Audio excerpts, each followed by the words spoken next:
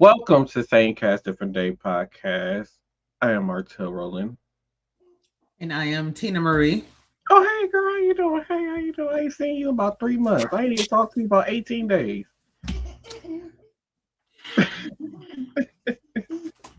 Okay, Sick. okay. So I had a whole totally different thing planned for the start of the show, and then something just popped up on my phone, and I'm just like, really?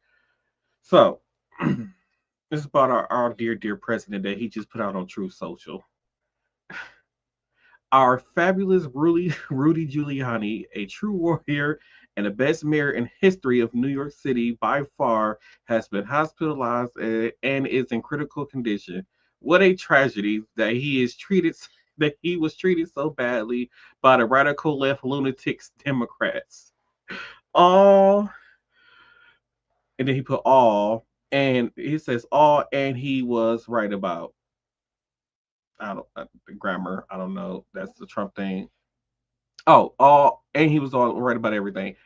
Let's see. They cheated on the elections, fabricated hundreds of stories, did everything possible to destroy our nation, and now look at Rudy. So sad, President Donald J. Trump. That's terrible. How you gonna say it's a shame and then turn it into a whole another political Political, rant? I like, don't understand it. like, what do that have? Like, how is it the Nothing. It has Democrats' nothing. fault? It has He's in nothing to critical. do with it. It has nothing to do with it. Okay. So what I really was going to start the show with was this right here, where it says U.S. national debt surpasses the size of the economy for the first time since World War II. That's just how much debt we in. So first, in case you guys didn't know, after World War II, we was just coming off the Great Depression, which that was just a sad, terrible time for our world country. And we in Great Depression times five because once again, why is so many of us in debt because nobody can afford to live here. That's why. That's why our debt is so high as the people we can't afford to live in the country. That's really what it all boils down to. We can't afford to live here. Ooh, Lord, we was just talking about how high gas was, how high groceries are, and other things, other bills like gas and electric, and how the government programs are not adjusting for inflation and all this extra stuff. Yeah, it's getting a Mm-hmm. little. Be a little hard out here for a pimp. When you try to get the money for the rent. Oh, let me stop before I get sued for copyright infringement. And speaking of gas, BP. BP has earned more than double its profit since the conflict with Iran began 2 months ago. BP reported that they have earned 3.84 billion or 1.47 per share compared to last year's 687 million or 26 cents per share.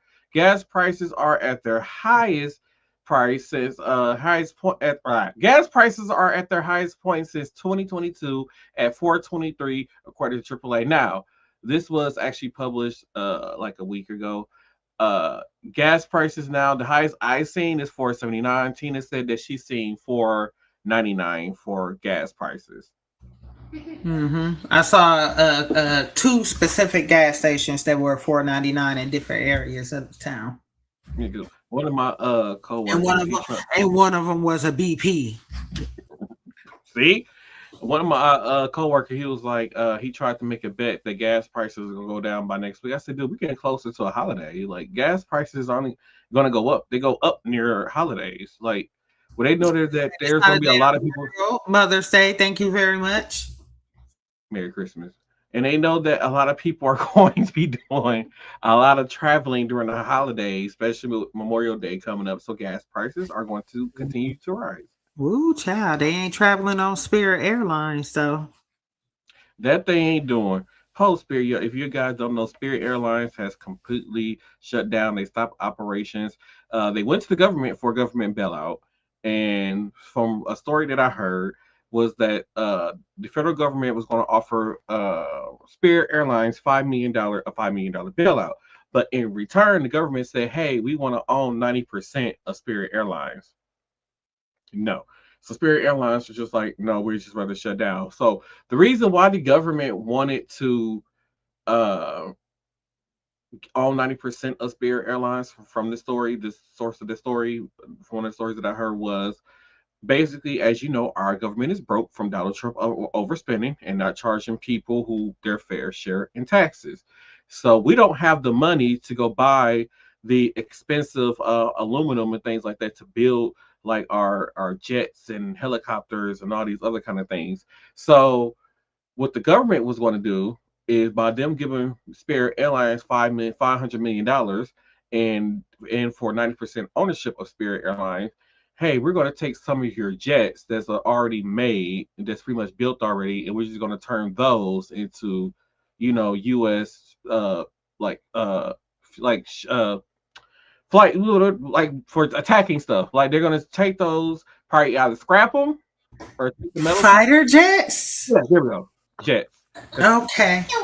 Okay. So they're gonna take those You're and turn them welcome. into thank you, whatever you have. So they're gonna take they was gonna try to take the Spirit Airline jets and turn them into fighter jets to use for the US government. And Spirit Airlines was like, I'd rather just go bankrupt than let y'all do that. And they just said, yeah, we're going bankrupt. We refuse to let y'all take over our jets for that to go kill people. So they ain't wrong. They not wrong at all. Not at all. Spirit Airlines for that. So I got a few things. So this is one of the main things that I had wanted to talk about when it came to middle class economy. Oh, we're already 7 minutes in. When it came to the middle class economy, so there's this lady who gives a breakdown. So we're going to watch and discuss it. So just give me a second. The middle class is the most expensive place to live in worldwide, and no one is talking about it. Poor people get help. Rich people, they have options. The middle class somehow pays full price for everything and gets nothing. Think about it. If you make $85,000 a year, it sounds fine on paper, but you're too rich for financial aid, so your kids are going to take out loans. You're too rich for housing assistance, so you pay rent full price. You're too rich for medical aid, so your insurance costs $600 and it barely covers anything. You're too rich for food stamps, so your grocery bill eats you alive. But you're too poor to invest, too poor to buy property, too poor to hire help, too poor to start a business without risking everything, too poor to take a year off or to actually be free. So you work the 50 hours a week to stay exactly where you are. You can't go down, the safety net is gone, you can't go up, the capital isn't there. You're just stuck running on a treadmill that rewards you with the same spot every single year. And the most cruel part is you're the one that society depends on. You pay the most taxes by percentage, you fund everything, you vote, you show up, but you get nothing back but a clap that you're doing fine. The middle class isn't a step on the ladder, it is a trap door. If you're in it, you've got two choices. Climb hard enough to escape it or accept that you're funding everyone else's lives except your own. There's no staying in the middle. The middle is disappearing, and the people who don't see it are the ones that are gonna wake up wondering what happened to the life that they thought that they were actually building.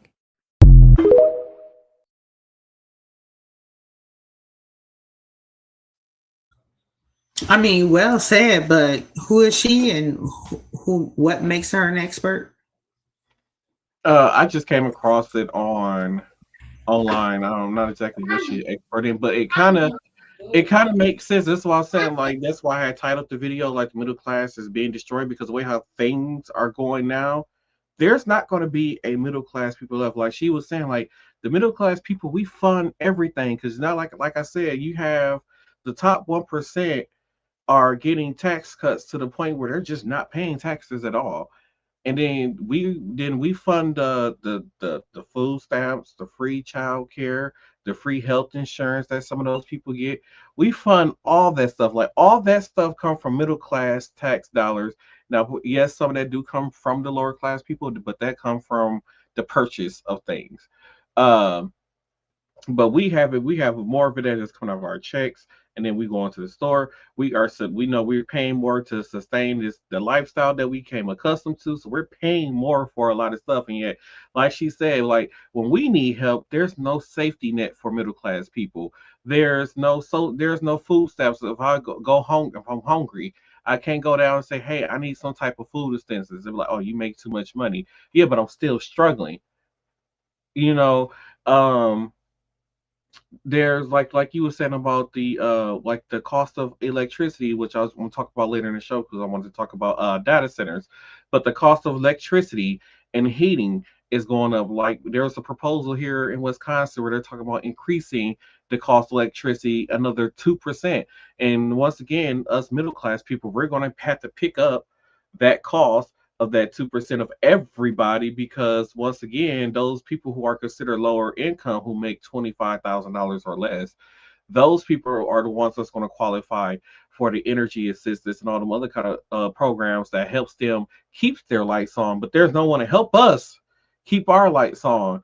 You know, like I said, you got these middle class people. I can imagine being a person making $85,000 a year, and out of that $85,000, let's just say you bring home five or $6,000 a month. And out of that $5,000 or $6,000 a month, 2,000 of that is just gone on housing, and then another 2,000 of that is gone in taxes, and then that don't include, paying for food for your house, car expenses if your car break down, everyday lifestyle costs. That it eats your money away, and don't have an emergency pop up, or for God for sake, if you got kids. I'm sorry, that 6,000 turned into about $200 after you get to take care of the kids, take care of your house, take care of everything that you need to be doing to be a responsible adult. By the time you left for $200, 200 damn dollars out of 6,000. And like she said, you got the middle class people. Just like, thank God that the little one was smart enough to get a full ride through college, because this one right here would have been paying out of pocket for her son's tuition. She would which was qualify for financial aid. yeah, that tuition per year at that school he got accepted into is 55 grand a year. Mommy, pack me this. 55 grand a year. And she's expected to help with that. Like I said, there's nothing in place right now to protect the middle class people. Like I said, from middle class people, it's the constantly everybody's constantly taking and taking and taking and taking. And like the lady said, you're just gonna wake up one day and you're gonna be 60, 70 years old, maybe you're about 67 years old, you'd be like, what the hell happened? And then they wonder why millennials, they say, because they say us, I don't know why, it's like it's a whole nother generation that's younger than us, that's drinking age and able to vote, but they always talk about us for some reason. But they say that millennials, we don't have money in our savings account. As soon as we get money, we're blowing it on going somewhere, because it's like we need to have fun. Like the world is depressing. As the millennial, we don't live through, like at least here in Wisconsin, we don't live through our water being poisoned. We don't live through a serial killer chopping up people and eating them. We don't live through the Twin Towers being bombed the first time in the 90s. We don't live through 9/11. We lived through the war in Iraq. We had the housing market crash. Then it was the bank crash. Then it was the car industry crashing, and then we had to live through Ebola. We had Ebola, that was a thing, and after Ebola, we had COVID. It's been a lot, and this is all before Swine flu, bird flu. and this is all before 40. Like, it's been rough. It's been like soon as I graduated high school and got into the job market, everything was just at a standstill. Like, unemployment was very high. Everything was just crashing. I literally entered an adult world where everything was failing. And this is when Obama has just taken off. And they gonna say, "Oh, well, it's Obama's fault." We was that first 4 years of under Obama, we was living under President Bush's term laws. The laws that Obama passed during his first term, we really didn't start seeing effects of those until his second term. So no, it wasn't Obama's fault. It was Bush's fault. But like I said, I entered a market or an adult world where everybody was depressed, broke, out of work, hungry, all kinds of things. Like no, everything was just terrible. Automakers wasn't making cars. Like you saw a lot of car, as you noticed, a lot of cars disappeared around that time period. Car brands. Um, the housing market was crashed. There was too many houses on the market. Nobody was buying them. Nobody could afford to buy them. Unemployment was was higher than high itself. So it was terrible. And now we're going through this whole thing again. Like I said, it's at the point now if the middle class, It was higher than high itself. yeah. Okay, I felt that. Continue. So we're at the point now, like if the middle class was to collapse today, if the middle class people just like decide like we're not talking that, and technically the middle class still are considered doctors. So there's a lot of physicians who still only make 100 grand, and there's some who only make between 70 to 100, and up. So there are still some physicians, there are nurses, there's teachers, there's your garbage collectors, all these. It's a lot of important jobs. Police, fire, Police and fire.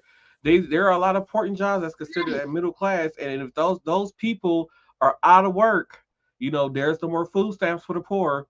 There's no more tax money to fix the roads. There's no more money for infrastructure. There's no more money to fund a $400 million ballroom that nobody asked for or needed. It's a lot of class. Like this country will not be able to operate without the middle class people who gets nothing back from this country. But like she said, a pat on the back and you're doing a good job. You're doing the right thing. That's it. That is all we get. And then on top of that, you get people who are considered those lower class people who get their food stamps and stuff, and they like to go in stores and act like and this. pay me, and then you can talk to us all kind of way you want to, bro. The fuck? I can talk to you however the hell No, I you want. cannot. Go back to your damn country if you want to act like that.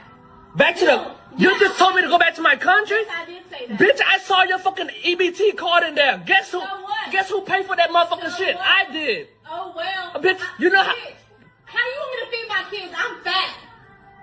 Oh my fucking god, bro, you got me fucked up, bro. Yeah, you got me fucked I up. pay Bitches taxes like to eat. for your fucking food. Yeah, bitches like to eat and my kids like to eat. I pay taxes for your fucking food, and you told me to go back to my country? Good. That's what you Your need to fucking do. lazy, big ass bitch. The fuck look like a fucking upside down bowling pin looking ass. That's because I like to You look like my fucking suburban, okay? Fucking potato bill looking ass header. Get the fuck out of here. Ain't come in here and pay me. Okay, clearly, there was some editing in that video, but I have walked into stores and been in stores where conversations like that has happened, where people are in there talking to the people who own stores like that. And what a lot of people don't understand, whether they're here illegally or legally, the ones that are here illegally, they pay taxes too. When every time they go to the store and buy something, they're paying taxes too. And guess what? They don't get food stamps. They don't get health insurance. They don't get the free childcare. They don't get nothing. They can't go qualify for anything because you got to have what? A social security number to even file taxes. So once again, you got these people who go into the store and talk to people like that, tell people to go back to their country when it's the people like them that's actually funding your lifestyle. The ones who depend on food stamps and all these other kind of things. Like to take for instance, like Alabama and Mississippi. Those are two deep red states that depend on the tax dollars from Democratic states to keep their state funded. So people who live in Democratic states are paying very high amounts of tax, especially in federal taxes. And instead of us getting that federal tax money back or have that federal tax money go back into our own state and our own communities, it's being sent to places like Alabama and Mississippi who are misusing their money or are not taxing their people enough money because these are Republican-led states. So they're not taxing their people enough money or not having their people pay their fair share in taxes. So I mean, they don't have enough money to fund their state, which means now we got to take money from the Democratic states to help fund their state. But yet y'all hate the Democratic states so much. Like, make that make sense. Why do y'all hate it so much? if y'all depend on our tax dollars so much. There are states that depend on farming. There are a lot of these states that depend on farming. Most of their money in their economy comes from farming. But then you had all the illegal immigrants deported, so now they don't have nobody work on farms. And since there's no produce leaving that farm is not making no money. Now that farm is going bankrupt. And if all these farms, if all the farms continue to lose money and go bankrupt, in these states, in these states where they're red states, and they depend on illegal immigrants to work their farms, and their whole economy collapse. So like y'all just so fixated on we need to send them back. Like I said, not everybody who crossed that border illegally, who are considered illegal immigrants, but not every one of those people who cross that border are rapists and killers and all these other kind of things. But yeah, y'all are protecting a man that's sitting at the White House who want to paint the reflecting pool blue in Washington D.C. By the way, spent $2 million on tax money on that. By the way, to paint the reflecting pool in D.C. Y'all want to protect the pedophile. This man was going into, just because he's the owner of a pageant, don't mean that he should be able to go into a girl's locker room where women are getting changed for the pageant. You, as a grown man, should not be in backstage where the women are getting changed at. No. Now let that have been a ordinary man who owned a pageant or something like that and decide to go back there and watch the women change. Like they be called all kinds of names. And people be okay, and y'all would just defend it. I mean, y'all wouldn't defend. Y'all would defend Trump, but you wouldn't defend, Y'all know what I'm saying, hell. Y'all need to do better. And then speaking of gas prices, so our favorite friend with the red beard, he come and I saw his video. I was kind of thinking it's the same thing. I was telling Tina, she was like, we paid, like I said like the most, when gas is really high, the most I paid for gas was $4 and maybe $4.40 at the most when gas was at its highest where we live at. But at $5.79 and like that I saw today, she said she saw $5.99. Gas has never been close to $5 in the state of Wisconsin ever that I can remember. And this man said in his whole 42 years of life in Pennsylvania, he never seen gas at $4.79. So I'm going to play this clip for you. What do you mean regular is $4.75? In Pennsylvania, regular, 1 gallon, regular, unleaded, $4.75. You want to talk to me about a ballroom? A room for your balls. You got the balls to be talking about a new room for you when it costs, the minimum wage in Pennsylvania is $7.25. Somebody getting paid minimum wage? Over half of that out. They got to work 40 minutes before taxes to be able to afford 1 gallon of gasoline. You think people going to show up for work? What happens when that shit hits $5 next week? That shit's going $5 next week. It was $3.89 last week. It was $3. I'm talking about regular unleaded. I'm not even talking about premium. I'm not even talking about Supreme. You got rid of the Supreme, remember? Supreme Leader, you blew him the fuck up. That Strait of Hormuz, you said it was open. You said the war was won. That was 2 months ago, you fat bitch. Now that shit $4.70. I'm not in California. I'm not in fucking California. It's $4.75 at the fucking Wawa. And you out here yapping at me? Oh, I need a ball. You don't need a ball. You need to get some fucking brains. How about get you a brain room where you just stop fucking talking and tweeting with your dumb little fat thumbs until the numbers go down. Because that shit, if I see a 5, I'm telling you, 42 years, I never seen a 5 at the beginning, a regular unleaded. I see a 5, oh, buddy. If I see a 5.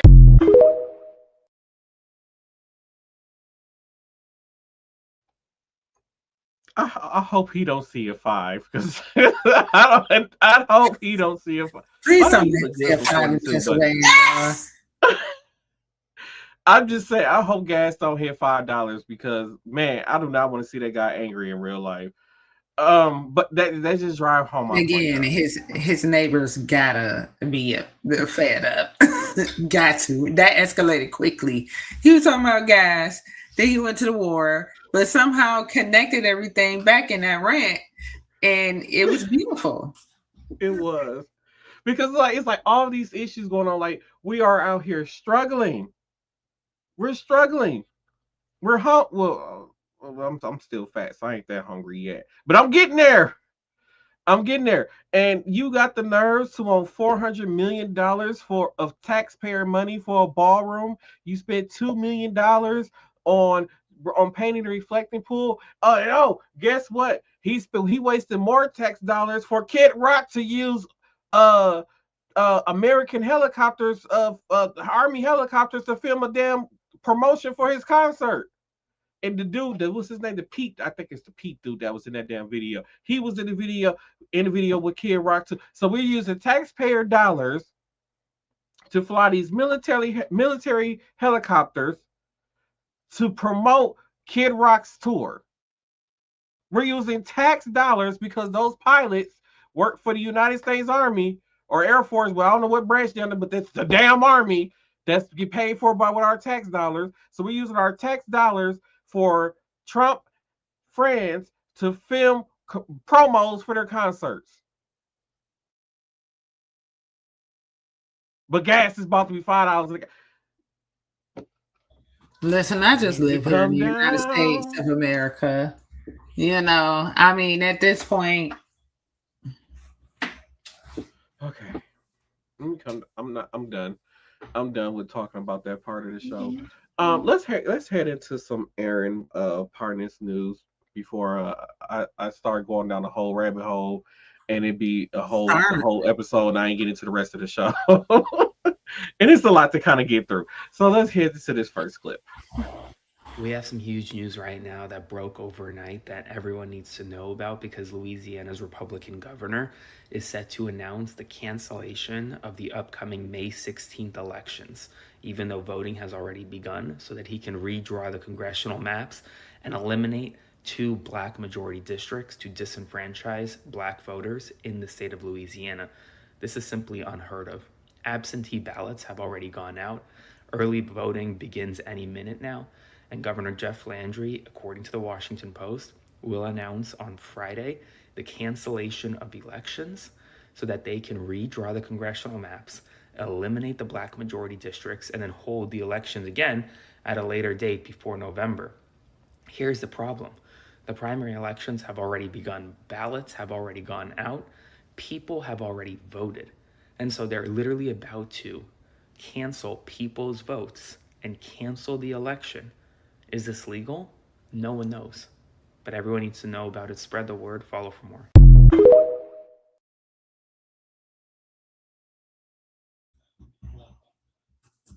And people say they was going to try to cheat to win.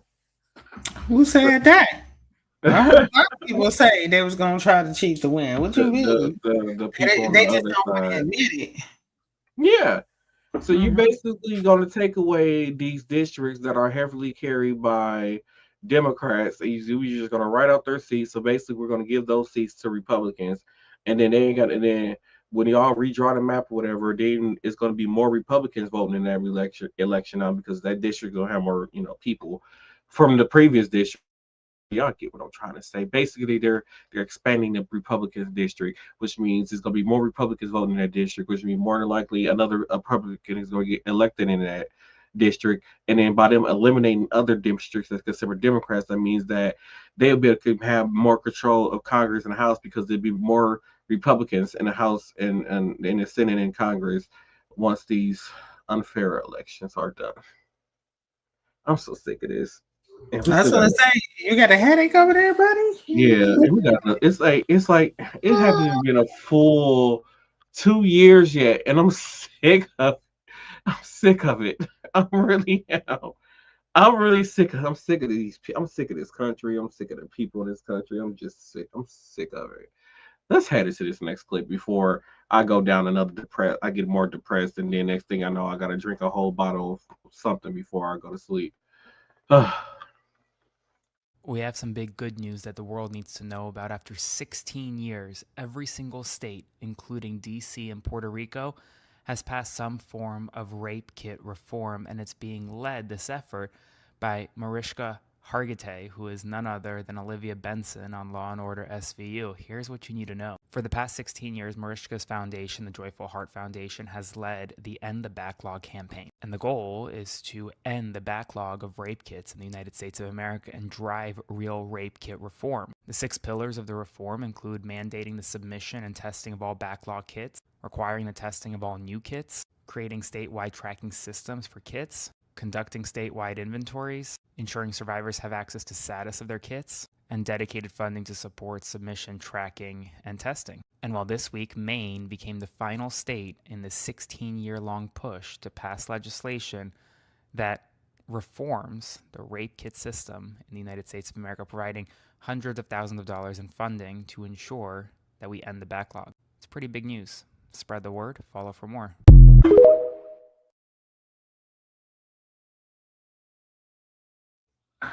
That is pretty big news. I'm glad to hear that.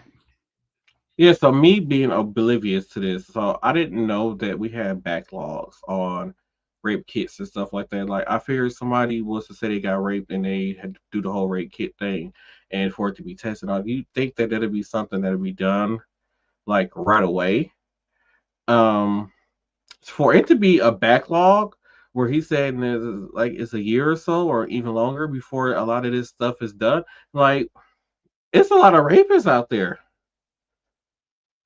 Like, especially living on Pennsylvania Avenue. Oh wait, no, that's a pedophile. That's different. Let me go to the next clip before I put my foot in my mouth. Not necessarily. A pedophile and a rapist the 2 things can be true. Mommy, what needs to I mean, it's true. It's true. Yes. But I'm just saying, it's that good job on the reform. And let's head into this next one. We have some news right now. The Trump administration is telling Congress that the war in Iran is over, and it comes as there has been really terrible new polling released this morning showing that 6 in 10 Americans, according to Washington Post polling, believe that it was a mistake to use military action in Iran. For perspective, it took years for the American public to get to that point with Vietnam or with Afghanistan and Iraq. But yeah, now the Trump administration is telling Congress the war is over. Why are they doing that? Well, because under the War Powers Act, Trump has to pull out U.S. forces within 60 days of beginning hostilities. Hostilities in Iran began on February 28th. 60 days has run. Unless, obviously, Congress approves of the deployment of U.S. forces, which hasn't happened. Well, so the Trump administration's in a legal pickle. So it's saying, no, war's over now. Saying that the ceasefire that's been in place for about 2 weeks means the war is over. The one legal issue there is that Trump is actually imposing a naval blockade still. And under the international laws of war, a naval blockade is an act of war. So we'll see how this works. Spread the word, follow for more.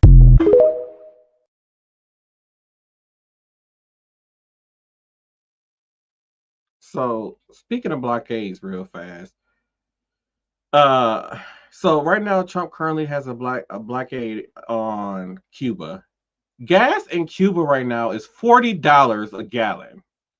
That's just how little of gas they got on that island. It's $40 a gallon of gas. I didn't know we were beefing with Cuba. When did we started beefing with Cuba like this? That we stopped gas from being sent to Cuba? Like when did this happen? Was I so distracted by the war over there with Iran and with Iran and stuff that I missed the whole thing that we started a whole new beef with Cuba? Like when did we started beefing with Cuba? We love Cubans, especially their food. They make some good food, but very true, very true. Now you're starting to sound like oh boy. I'm just saying, like, when did we start beefing with them? Like, come on. And then, like they said, like he was supposed to pull out over there within 60 days. He was supposed to pull out. He still got a blockade going on over there. So oil is still not coming to the U.S. You got soldiers on the ship that's still over there on the ships that's starving. That's part of the blockade. Like what are we doing? And then these people are like, Trump is the best thing that can happen to America because he's going to stop World War III. Like, he's starting it. What do you mean? He's going to save us from World War III. It's happening right now. He started, we don't want to kidnap a whole different country's leader. I don't even know what happened with them. They just stopped talking about that. Like, is that person even still alive? They still in American jail. Guantanamo Bay. Like, where is the president that you kidnapped? Where is that person at? And where's the oil that you stole from them too? By the way, and then it was Iran, and now then he was trying to throw all the NATO people under the bus, saying, "Oh, you guys should have joined in on us attacking Iran." And then now he's talking about pulling all our military service out of NATO countries and stuff like that, dummy. And then on top of that, now we killed. Well, like, what is we doing? What are we doing? Ooh, you fed up, buddy, ain't you? Yes, this is gonna cause a lot of. I see why people do drugs. I see why. Because this country drive you to do drugs. I see it. I've seen the light. I have seen it, and the light is telling me to do drugs to deal with Donald Trump. That's what it's telling me.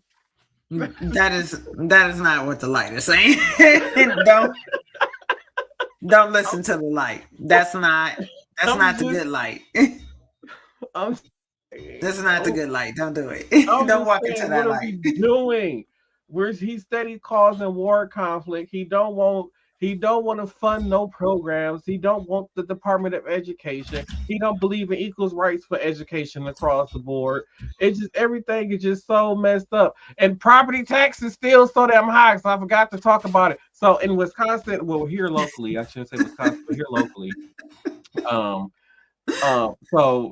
they went around to people per houses appraising everything, doing appraisals and everything, and then like they do yearly. Yeah, for the property tax assessments. Yeah, and then in the Sherman area, I think it's called Sherman Park. I don't know. They was talking about theirs went up 14%, and they're saying the reason why that's happening and why people property tax are going up is because people are going into these neighborhoods, and this is how you see like these companies that own multiple properties. They go into these places if they don't sell them and rent them out, but sometimes they only rent them out if they can't sell the house, and the house will just sit there and it goes vacant and eventually become abandoned. And that's how a lot of these areas get ran down. But what they're doing is, so like when they're going into these areas that are majority Black people, they're going into these areas, they buy these houses, they fix them up, they're doing these flips, but they're doing a poor job on a lot of these flips. I've seen some of them, they were terrible. They do these flips on these houses. And then they're like, oh, well, now the houses in these areas are selling for this much because they don't put in the fake wooden floors, and they probably took out the old bathroom tiles and put in some new ones. And now the house is worth $125,000 instead of $80,000. And they all look the same colors, all of that. Just cookie cutter on the inside, all the houses. Areas and did. I'm back, I think. Okay. Okay. So they go into these areas, and like I said, they buy these houses, they fix them up, and they sell them. Now they're $125,000. Now, even though the other houses that are currently there, the homeowners that are currently there, and they live in these areas, if they did not do any improvements to their houses whatsoever, but because these few houses in the area were renovated and fixed up and sold at a higher price, now it forces everybody in that area property tax to go up. And it can only be like 2 or 3 houses. Not everybody property tax went up. And a lot of people are saying like, hey, I've been living here for 30 years. I'm on a fixed income. Yes, my house is paid off, but now I might have to sell my house because I can't afford the property tax. And they don't understand for Black communities, like when they own a home and the home is actually paid off, that's another way of creating generational wealth for that next generation to not have to struggle as much. And that's what a lot of people don't get. Like we finally get these homes and we take care of them and everything, and we do everything we can. But then here comes, somebody with money, or like I said, I hate to say it, but a certain color or a certain person come in and buy up these houses and they flip them and do these things. And out of doubt, the people who've been in that community for 30 and 40 years can't afford to live in their community anymore. And they're being forced to sell their houses, or the houses just get foreclosed on by the city. And like I said, and this causing people to lose their home. And like something has to be done about that. Like there has to be a way, like ain't no way that I should be paying an extra my property tax should go up $2,000 because somebody else decided to renovate a house and sell it. Yeah, man. Every year, it just keeps creeping up. And Yeah. I was like, how the value of my house go up $15,000? Like, what happened? Yeah. And then a lot of these people who are forced out their homes, they're going to be going to these facilities that cost even more money to live in. And then a lot of these people who go into these facilities, they don't have control over their finances. The family either pays for everything up front, or they have to sign over their finances to the facility that they move into. So if I'm on a fixed income, say like I'm only getting $1,200 a month, and this facility is like, hey, well, you can stay here for $1,000. I mean, we're provide food and everything. That's left me with $200 for a whole entire month. Like, those people can afford to live like that. And like I said, these people that worked whole lives to try to build something and leave something for the next generation to not struggle as much. Like I said, I thank God that my grandfather bought a house, paid the house off twice, and left a house for the next generation. And because of the decisions that he made, I'm not in a financial struggle because of the decisions that he made. And like I said, that it takes off the burden off the next generation. And like, now it's up to me to try to build something for the next generation. Like, I don't plan on having kids, but I have a nephew, so it's to build something for him, so that way when he gets old enough and we dead and gone from this world, he's in a much better position than his uncles was and his dad was. Like, this is how you build each generation. Like, each generation leaves something for the next generation to build on to. And if these things are constantly taken away from us, we're going to constantly be living in poverty and constantly struggling. And then they wonder why the next thing you know, we're going to be living like how it is in Chicago, where it's all it's high rises. They got 50 some floors of just people living in poverty. And next thing you know, you got people gangbanging over property that belongs to the city or the feds. Like, what is we doing? Like, something has to be done. We need policies. We need people in politics who's really willing to get in and make these changes and make things happen for the better of everybody, not just a certain group, but the better of everybody. So shouldn't say just Black people, because people who are white, Mexican, and other descents who live in areas where it's suitable for their income as far as property tax and everything like that. But you have people going into those areas and buying up those houses and jacking up the cost of their living. So like I said, something needs to be done. And like I said, I hope in the future we get those policy changes. Currently, under our current mayor, Cavalier Johnson, that's not going to happen. I'm sorry. I still have my opinion. He's a terrible mayor. I don't care what anybody says. He is a terrible mayor for the city of Milwaukee. I agree. Because there ain't no way how our school system is failing. Our roads is terrible. Our cost of living is terrible. You're not doing anything to help the people. We had all these floods going on around the city. We just had, like, last rainfall, floods and stuff happening. People power went out. All these other kind of things. People basements flooded again for a third time. And yet there's nothing. You're not doing them. We get on TV saying we're trying our best. We don't want you guys. As a matter of fact, it's your guys' fault that everything was backed up and flooded, because you guys raked all your leaves into the street, and we wasted time. We didn't come pick up your leaves in time, and because you sprayed the leaves out into the streets and everything was clogged because y'all put the leaves on top of but y'all never came and picked them up. Yeah, and it was crazy. I could see if it was just a few here and there, but it's everybody. I've heard at least 3 different people that live in all totally different parts of the city saying the same thing. It's crazy, and it's not just little leaves; it's big piles of leaves. Like, they literally came down my block, and the leaves that were on both sides of the streets, and because I live at the corner of a T intersection, they came down the block and pushed all the leaves to the T, and then just left them there. They got snowed on and everything else. I was okay.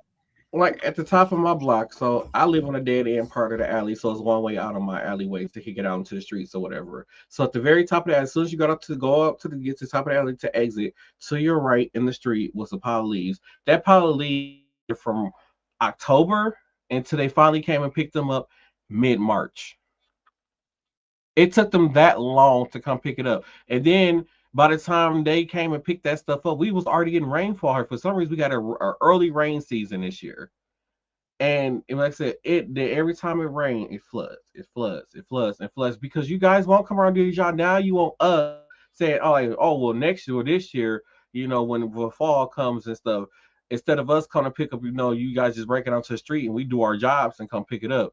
We want you guys to bag it.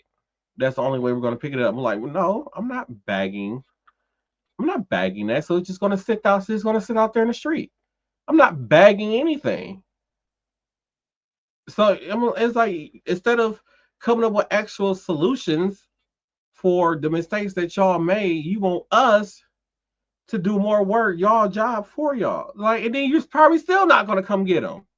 Because it's crazy, because even if I don't bag them, if we rake our yard and then put all this stuff into the garbage can, the city of Milwaukee garbage can, y'all tell us, we can't pick it up. We don't pick up debris like that. It got to be bagged.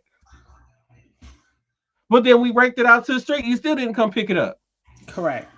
So what are we going to do, Cavalier Johnson? Because I'm already mad about how you don't redid all these roads. I'm doing these protected bike lanes, and that's some bullshit. We don't need those motherfuckers. Because second of all, I feel like we've been doing just fine. And all you're doing is causing traffic backups and traffic jams and stuff like that. Because I kid you not, I sat at a light. It took me 5 cycles to get through a traffic light before. 5. And guess what? Because it's only one lane, because you got this protected bicycle lane, and then the lane that's supposed to be for driving, you want cars to be parked there now. I was 6 blocks away from the light. The traffic was backed up for 6 blocks to get through one light. And this is supposed to do, and like I said, y'all are not talking about this is going to save lives. No, it's not. It's going to cause road rage, and somebody's going to get shot. And we know how people are when they road rage in their cars. People still find a way to go around those things in certain intersections. You can't. It be just enough space. Yeah, they still do it. It still happens. I hope my insurance company don't see this. So, when the bus be picking up people right now, it just stops right there in the lane. They think everybody's just gonna stop there and wait in that lane for the bus to do that pickup. But Lord, please don't let it be somebody in a wheelchair. That's gonna be another 15, 20 minutes just wait for them to load the person on the wheelchair on there. But anyway, if that left turn lane don't got no cars in it, best believe I'm going in that left turn lane around the bus. Ain't nobody got time. People are tired. They go to work. They work at a job for damn near 9 hours a day, because sometimes you got to get there at least 20-30 minutes early. But then you don't include your 30-minute lunch break and stuff like that. So we spend about 8.5 to almost 9 hours a day at a job. When we get off, we want to get home. I want to get home and get in my underwear and not think about life. And it's going to take me longer to get there because of your protective bike lanes. We all know how you feel about coming home and doing that. I'm in my underwear now. Okay. Make no sense. Okay. Let me go into this next clip, because we already 48 minutes. There's a few clips to get through. So let's get into this next clip. It's a shame that Jimmy Kimmel can't stand up and apologize for a joke that was in poor taste. Pete, can you tell me one example of Trump ever apologizing for anything? Can you tell me one example of Trump? I don't know why it matters. Someone, Jimmy Kimmel made a Are you serious? Robert Mueller? Robert Mueller? Are we going to act like that didn't happen on Twitter? You give me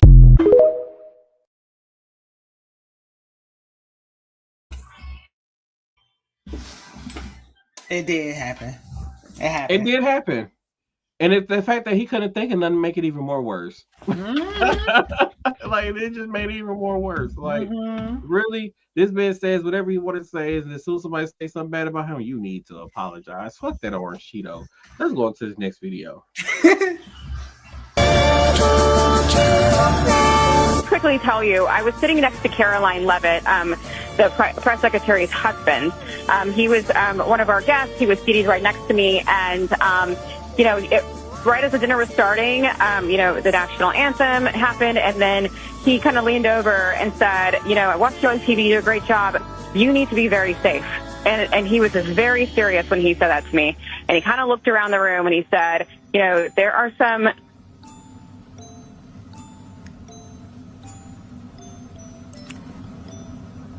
Sounds like we lost Aisha's phone there. And this happens, by the way, especially when you have so many people attempting to utilize the same cell service at the same time. I did want to add this while we had a moment. History of niggerdom. Have there ever been too many people using a cell line and they just go down like just one person phone go down? Yeah, this is a stage. She was supposed to be staged. It was the whole thing was staged.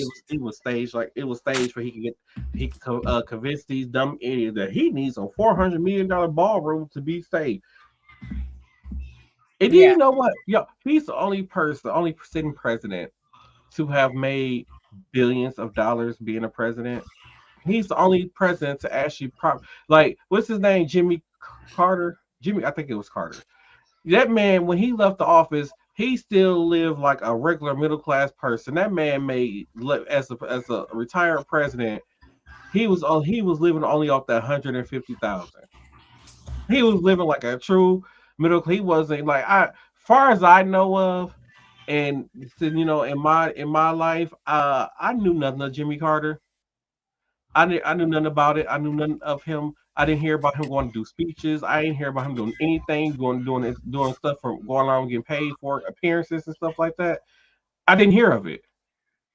But yeah, here we go. A man sitting in office giving himself tax breaks. He's suing the federal government for billions of dollars that he has control over, so he could tell them, "Hey, just give me the billions of dollars." All kind of stuff. Like, what are we doing? Anyways, next clip. Well, if they're coming in here bringing drugs and ruining my country, I don't want them here. They do that less than white Americans. Huh? That's what I believe. So should we target white Americans more? No. But white Americans do more crime. If you show me the proof, then... I'll show you proof right now. 69% of all arrests are white Americans. There's no evidence. This is the FBI's website. In 2019, 69.4% of all individuals who were arrested were white. Is that not evidence to you? 11,588 rapes were done by white Americans. Here's the problem today, though. Sure. This is the problem. It's not about white or black. It's about we're all supposed to be one in America. That's what I believe. I think we all should be one. We should all be. You don't believe that because you think we should be deporting people out their homes every single day. Yeah, and that's because that's because and they don't commit any crime.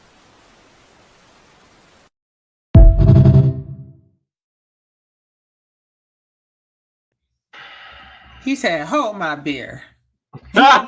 Sure. That's exactly how it happens. Sure, I give you proof.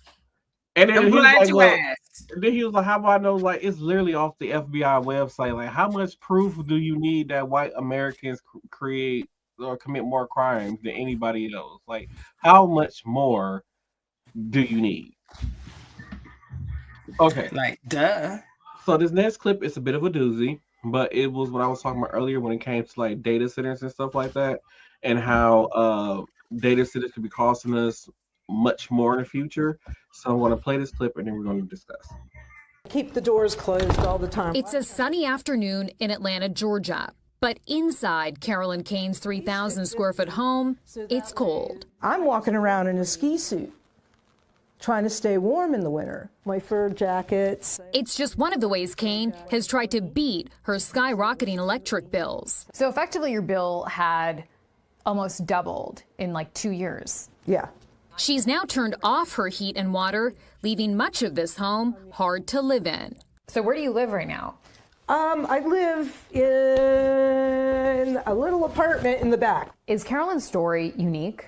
Carolyn's story is not unique. So this is the data center, and I'd like you to... Patty Duran founded nonprofit advocacy group Georgians for Affordable Energy. She's been tracking the cost of electricity in the state for over a decade. The average bill for an average customer used to be about $150 a month. The average bill now is $225. A CBS News analysis found Georgia Power, the largest energy provider in the state, imposed 6 rate hikes in the last 3 years.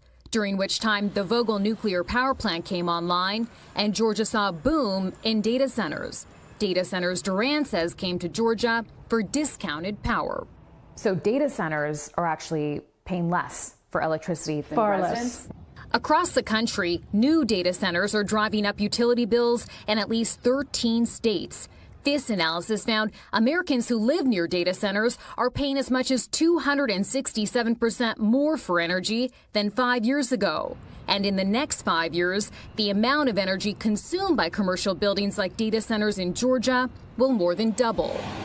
Data centers will add billions of dollars to costs to electricity rates in Georgia if we don't get better protection than we have right now. Within the last year, Georgia Power announced a rate freeze and agreed to use revenue from large customers like data centers to lower costs for residents.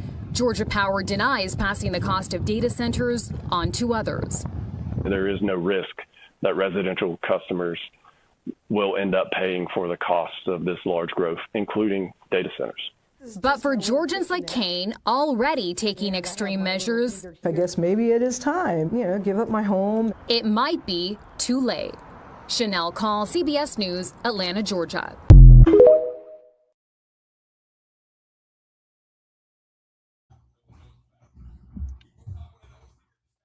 So they claim that they're not passing that cost on to like the residential homeowners. I believe they are. So like, where's this money coming from?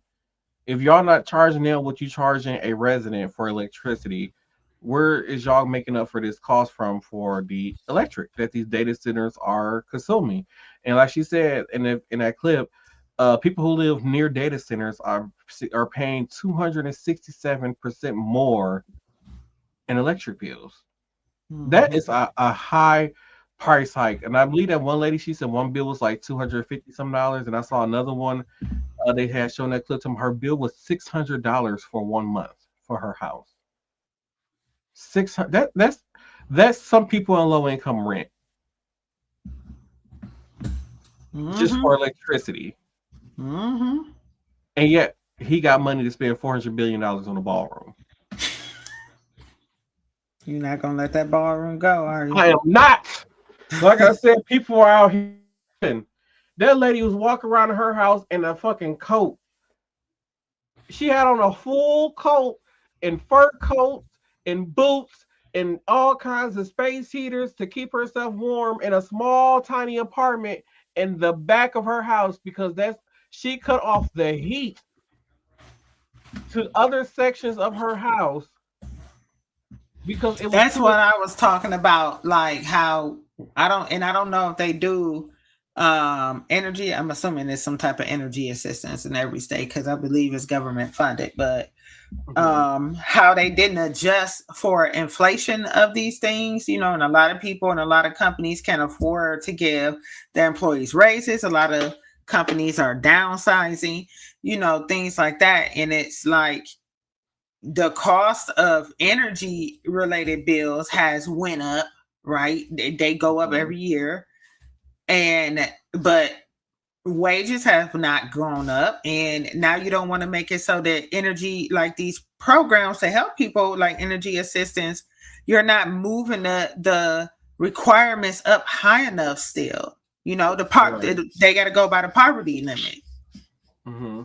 And on top of that, when Trump got into office, he got rid of everything that Biden put in place for clean energy to help reduce the cost of energy. I remember that. People. And Trump got rid of that on day one. Yeah. So I remember that. Anybody that support him to really tell me what has he really done for you? I'll do you one even better. So I know someone that works in the weatherization program here in our state. Mm-hmm. And they were told that they were no longer going to get funding because the government said it wasn't an important enough program. So if you don't know what the weatherization program is for, it's people, homeowners or renters can apply for it, and they'll come in like and assess your home for like insulation, new windows, new furnaces, energy efficient things to lower the cost of heating and cooling the home, right? Mm-hmm. And it's been going on for as long as I can remember. Now all of a sudden it's going to get stopped abruptly. That's crazy. Yeah, so the house that I currently stay in, it was a benefit of the weatherization program. They came in, and thank God my mom was on like a lower income, but at that time, it was boy. So they came in and what's the word I'm trying to think of? I don't know. Assess the home? No, they came in, they put in the wall. I can't think of the name. I mean, Insulation? yes, they came, they insulated the house, and we got a new furnace. We didn't, because of the incomes, we didn't qualify for like the windows and all those other kind of things. But it helped. It helped a little. So before, we're the other day, the electric company got something called a budget. So we do a budget. So with the budget, our cost is $201 a month for the on the budget. Normally, like I said, it's only two people in it. I'm mainly upstairs, she's downstairs. Without that budget, our cost for electric and heating, especially during the wintertime, it's about $350 a month. Mm-hmm. That got to be paid, and I'm not one of those people who go all winter without paying an electric bill. I'm not one of those people. So, so it's like that that's all money. $350. And like I said, don't qualify for energy assistance. They said they won't move the amount of income up that for people, more people can qualify that who can benefit from the help of the energy program. And it's almost like you finally make it to the point where you make enough money to be comfortable, but at the same time the cost of living is so high that you can't really live comfortable anymore. And it's crazy that it's a lot of people who are living more comfortable because they're under that poverty line where they get a lot of these free services and free stuff. Like there's even a program here that I know of that people can use. There are they have like disabled, or they have family members who are disabled. They take care of family members, and they will help them buy a car and give them a car for free. There are programs, like she said, for energy assistance, help you pay your electric bill. There are programs for like the food stamps. We have to, like me and Tina, like our food stamp place had like, well, they done moved it now, but this is how old. So it used to be on 12th and Believe. And they used to have like a food pantry and everything in there, but you had to have to go down to the food pantry to get food. But somebody like me and Tina's income, even though we make a certain amount of money, but if we ever was to be down on our luck or something was to extra was to happen in our lives, and like we don't shove down a lot of money on something else, like dang, now I don't have food in my house and I need to feed people. Because of our income, we can't go there and ask for at least get a voucher to get food from the food pantry. Yep. So it's like, come on, help us out, y'all. Just help. We're going into these midterms and these upcoming elections. Got to do better and have to think. And I'm like I said, I'm not saying that on both sides that everybody are right. Both sides of everybody are doing the politically right thing. But we need to do better at the people we choose to get in these positions. We need to get better people in these positions who are really going to try to make changes and help us as a people, not just black people, whites, just us as a people in general. Now, in case y'all didn't know, for those who don't know, let's talk about Danhausen. So, for those who don't know, Danhausen had cursed Stephen A. And after Danhausen cursed Stephen A. because, Danhausen, Stephen A. was a New York Knicks fan. So, by Danhausen cursing Stephen A., he cursed the New York Knicks. And after the New York Knicks was cursed, they had lost 2 consecutive games to the Atlanta Hawks. Boy, I have an update from Danhausen. Did you know a Knicks fan paid Danhausen to uncurse the Knicks and curse the Atlanta Hawks, which led to a 51-point blowout win? Originally what happened was Danhausen was on First Take during WrestleMania week, and he cursed Stephen A. Smith and his favorite basketball team, which were the New York Knicks. You have been very, very, very rude to Danhausen, so unfortunately, you are cursed. But then a Knicks fan bought Danhausen's cameo and asked him to uncurse the New York Knicks, and he cursed the Atlanta Hawks. This is for the New York Knicks. Interesting. From Jay Starhausen. Hello, it is Human Monies on behalf of all Knicks fans. Please don't let them get roped into Mr. Stephen A. Smith's curse. He can be mean, but the Knicks weren't. Please uncurse him and instead curse the Atlanta Hawks and future enemies. All right, Al, I guess I've been paid, so the New York Knicks, I guess you can be uncursed temporarily until I decide otherwise. Temporary truce of some sort. So they are uncursed for now, unless Stephen A. Smith makes me mad again. And I should curse the Atlanta Hawks, I suppose. And guess what happened after that? The Hawks got eliminated in embarrassing fashion, losing by 51 points to the New York Knicks. Well played to the Knicks fan that paid Danhausen to curse the Atlanta Hawks. Well played.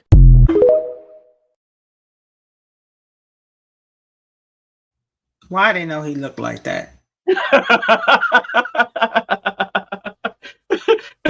He was literally my. I've been hearing his name. I've been hearing. I didn't know who that was. Like I seen it, and I was like, "Oh." Just, but I wasn't putting the two and two together. Just know when he cursed people is real. Y'all gotta grow up at some point in time, man. Nope, the curses. I am convinced that Danhausen natural powers. Curse his enemies, and he can curse other people, and when he curses people, bad things happen. I am convinced now after that. Oh, Jesus. Okay. Let me get to my next video. So next video is just some funnies until we leave. So let me hurry up and get through these videos real quick. So let's get to the next one. You can call a black person at work, and they'll talk to you while they're supposed to be working. But you try to call them while they're on their break or at lunch. And they be like, look, man, you gotta call me back, man. And you be feeling bad, be like, man, I ain't mean to bother you while you were working. Be like, no, I'm at lunch. You be like, well, I thought this was the time you were supposed to be talking. Be like, no, this is my time.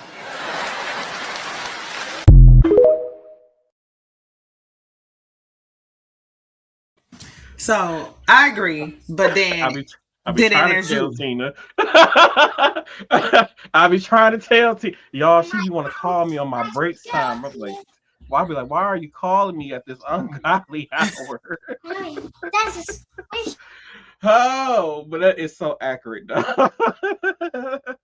Like my break time is my time. Call me on their time. Oh, okay. Let's get to this next clip because I feel like this got black people down to a T. So let's go into this next clip. Okay, yeah, I can see you. What'd you say? What? Ooh, wee. I don't know about that.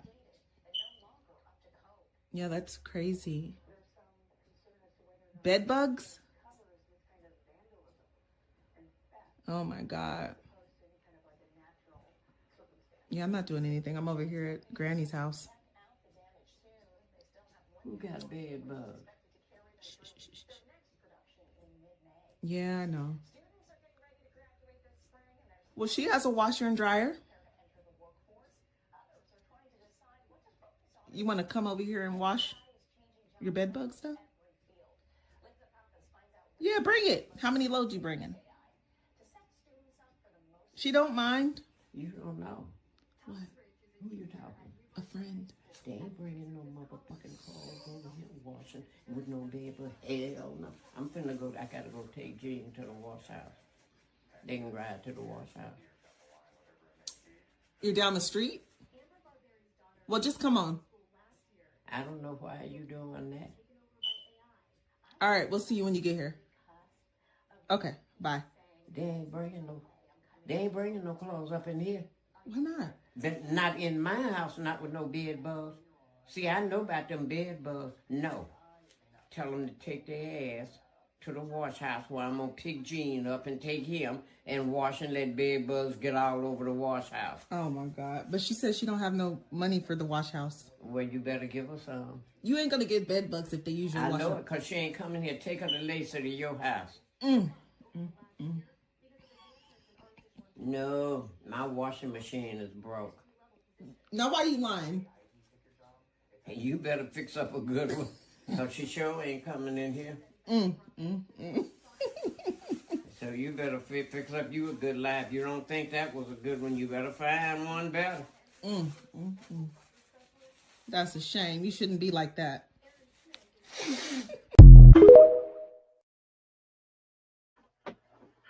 I have never seen somebody cuss somebody out so calmly before.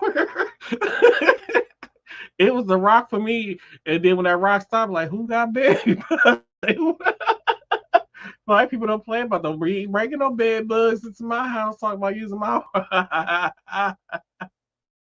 Oh. Better take her down to the wash house. And she said, "You better think of a better life before she get here." If you thought that was a lie. Oh, I love Granny Boy. Oh, let's head into this next clip. What's up? What are you doing tonight? Going home, watching the game. Why? You're not taking the kids to do anything fun? I mean, we're gonna hang out. We're gonna have fun tomorrow. We're gonna get some rest tonight, so we can go out tomorrow, so we can go to Disney. You're going to Disney tomorrow? Yeah. Why? Any chance you would want to take Natalie with you too? Jake's daughter? Yeah. Seriously? Yeah. You want me to take her? Yeah, it'd be nice if you could, because we never get any alone time. We always have a kid, no matter what. I'm not your friend. Okay. I'm not your friend, and I don't Why care about not? you having Why aren't you alone my time friend? with the man that you cheated on me with, that you met on Bumble. Okay, What but the fuck? Are you serious? It's not fair. You just had an entire weekend to yourself, and I don't get any time to myself. I'm not the one who decided to cheat and create this life for you. You wanted this. You really won't take her with you? No, that Why? you know The how girls awkward are, that is. They I don't would have even so want. much fun together. They're friends. No, I will do nothing to help that guy and to help you and to help your guys' relationship. To give you guys alone time so you guys can better connect. Like, holy shit, that's the most absurd thing that anybody's ever asked.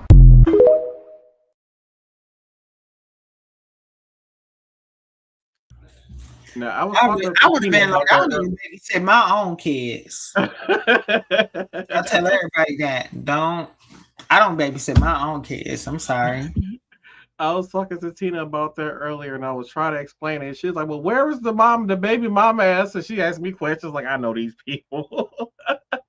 All I know is that his ex-wife asked him to watch the current boyfriend that she cheated on him with, to take the current boyfriend's daughter with his kids to Disney so they can have some alone time and connect with each other. That is, like he said, that is the most absurd thing I have ever heard in my life. Very selfish. Oh, very selfish. People in their thought processes just be blowing me out the water. Like, why would you ever think that was going to be okay? How did you? I was asking you questions because I was trying to figure out how she rationalized that to be okay. Like, how do you think he was going to go for it? How could you ever ask somebody that? Right. Like, no, I'm only going to be a fatherly duty to my kids. Like, I'm not going to take somebody else's kid. Like, no, that's your stepchild, not mine. I'm not doing it. Let's get into this next clip. 3 things that I miss about America when it comes to vehicles and convenience. Number 1, when filling up at the gas station in the UK, you have to stand there and hold it the whole time. In America, they have a little metal hook. You click it and you can just stand there like a boss, or you can go and walk around the convenience store, the gas station. You can do what you want. Number 2, turning right at a red light. Do you know how amazing that is? Do you know how amazing that is? Do you know how much fun that is for me, considering I come from the UK? And that's a big no-no in the UK. That's completely illegal. But in America, mate, just turn right at the red light. It saves so much time. We drive on the wrong side of the road in the UK. You drive on the right side of the road. Number 3, I miss the size of the roads. Like, everything is a tight squeeze in the UK. Everything's a tight squeeze, especially when you're driving this bad boy. I miss it, mate. I miss it. America, get me back.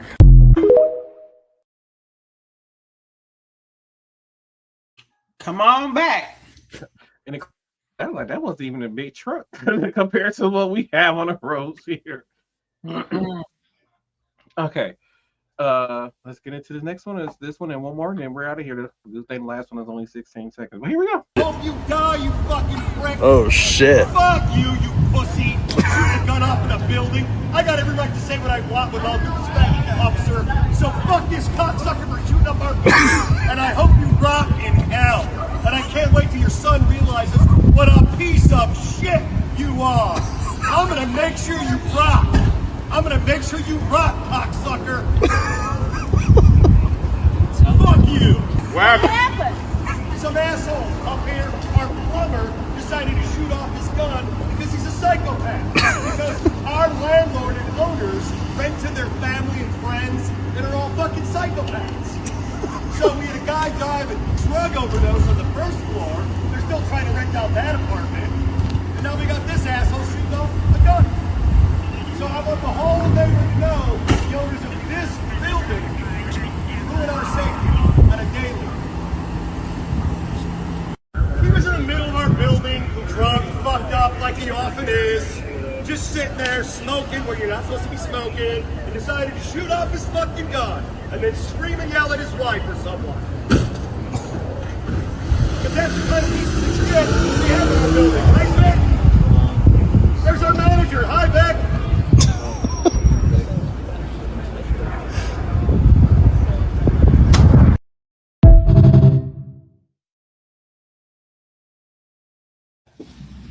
Yo, was that the redhead guy? No, that's a whole different guy. That's Neighbor of the Year award. Oh, you want to know if they're related? Yeah, that gotta be. Those are his neighbors. It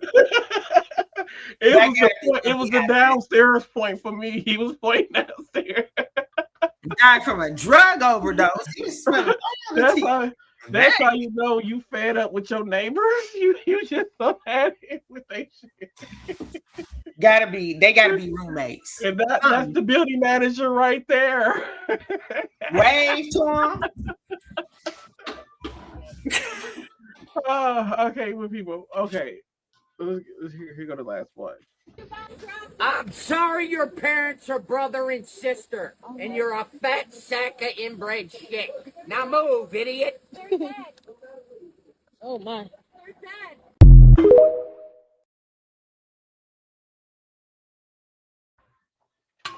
She hurried up and grabbed that cup, didn't she?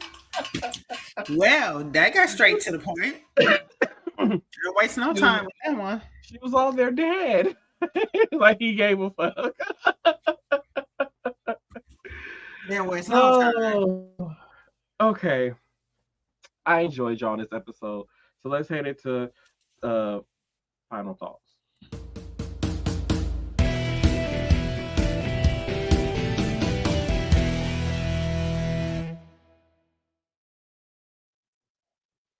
We have to do better. There's no need to use taxpayer. There is no need to use. It is no need to use taxpayer dollars to build a $400 million ballroom when gas is too high, the cost of electricity is too high, the cost of living is going up. Nobody can afford their property taxes. Nobody can afford to live. Everything is too damn high, and we got a fat, overweight pedophile Cheeto staying at the house, the most house on Pennsylvania Avenue, just screwing everybody up with his dumb decisions and these wars that he keeps saying it's over, and it ain't over. I can't stand it. I can't stand him. I don't like him. I don't like Cavalier Johnson. Oh, I can't stand Cavalier Johnson, that bald ass head and them damn lips. I can't stand him. But anyway, that's my final thoughts. Well, okay. Well, we all knew that was going to escalate quickly. So my final thoughts. Food and gas is too damn high. Can nobody afford that shit? Well, I guess we all finna be farmers, huh? And walking everywhere. I don't know what's finna happen, but food and gas is too damn high, and somebody need to fix it right now. But the person that need to fix it is too busy building a ballroom and letting people run in the White House so he can get this ballroom. Acting like a little spoiled princess. That's my final thought. I had lost connection, so I missed some of your final thoughts. I was I did you. Food and gas is too damn high. Oh, y'all, he's stuck again. Oh, my goodness gracious. I lost signal again. Woo, It costs $75 to make tacos. It should cost $75 to make homemade tacos. It shouldn't. And I'm buying everything on a great value list. And it still costs $75 to make tacos. Ooh. Now you disappeared and came back into the rant. And some talent. Pure talent. Thank you. With that being said, make sure y'all like and subscribe. They help us out a lot. And we'll see you all on the next episode of Saycast Different Day Podcast. I'm going to bed. Good night, everybody. Bye.